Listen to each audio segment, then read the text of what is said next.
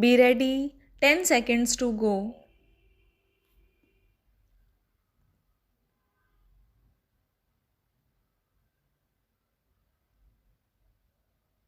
Start. It has been observed by planners and demographers that beyond an optimum level of urbanization, the rate of depletion of the surrounding hinterland becomes faster, eventually causing decay in urbanization and urban poverty. Hence, to sustain urbanization, it is required that it must be kept within the optimal limits. It has been observed that unequal distribution of population results in unequal distribution of resources are fast concentrating in the urban clusters. The urbanization in these countries has been faster than the rate of industrialization. It is more due to rising concentration of population. This has led to urban poverty, social tension, and crime. Unfortunately, when industrialized countries are giving up the large city norms, the developing countries are still continuing on the same trend. By 1990, 18 out of 24 largest cities of the world were in these countries. During the International Conference on Population and Development in 1994, it was apparent that there was greater realization among the developing countries about the interrelationship between the population and development.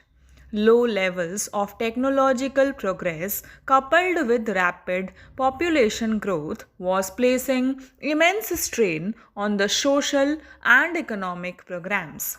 There was unanimity on the issue that population growth must be balanced with sustainable socio-economic development and the regenerative capacity of the natural environment.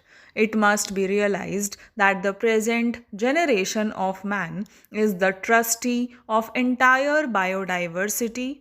We are also the custodians of the interests of future generations. Our teeming numbers can grow only at the cost of delicate balance in nature.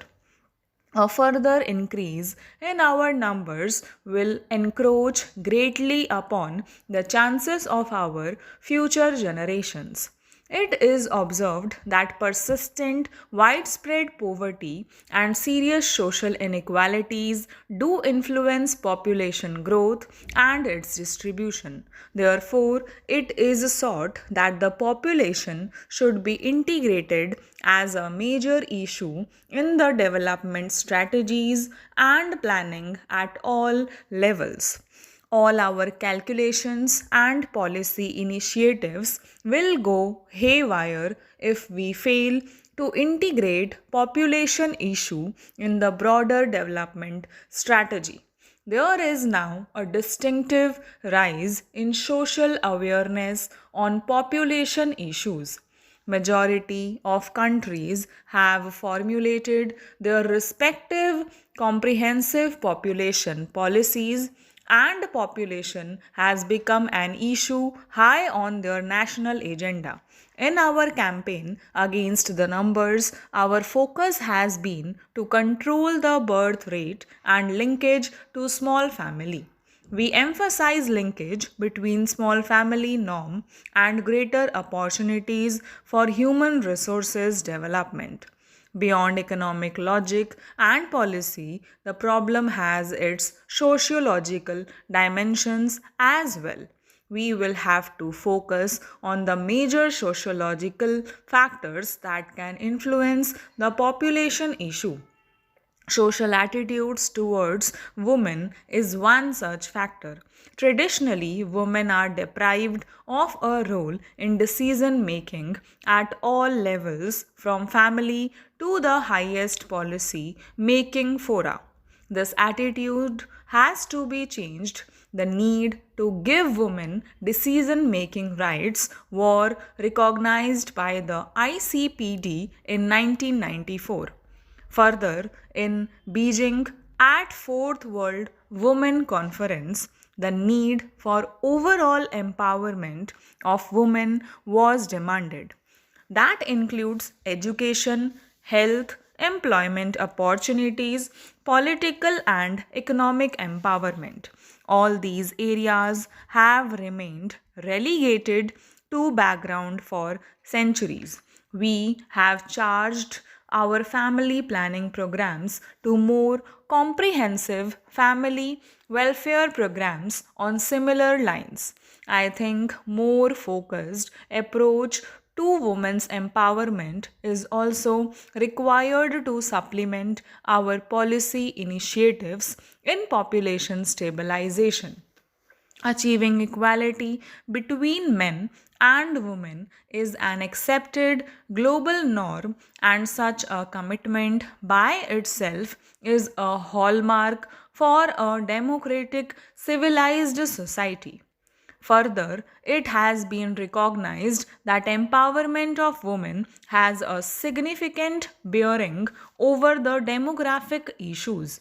At ICPD, it has been recognized that population and development programs are most effective when steps have simultaneously been taken to improve the status of women.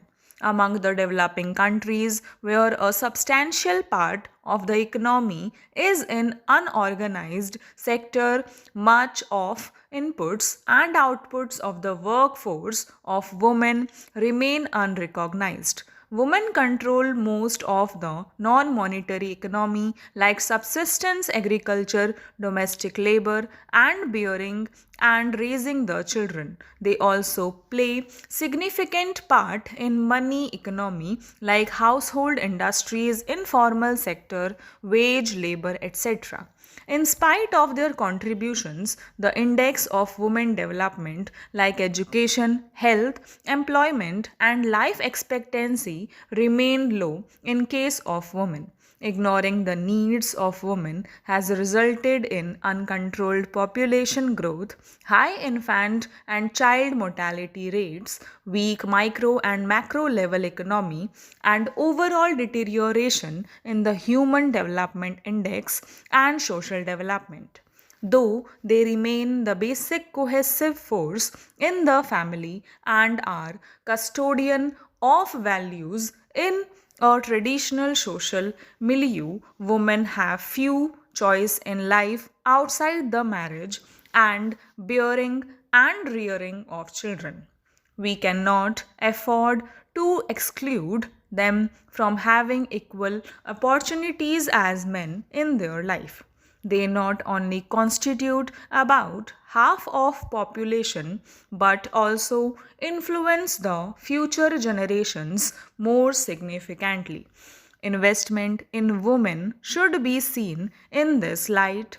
It will mean better life. Stop.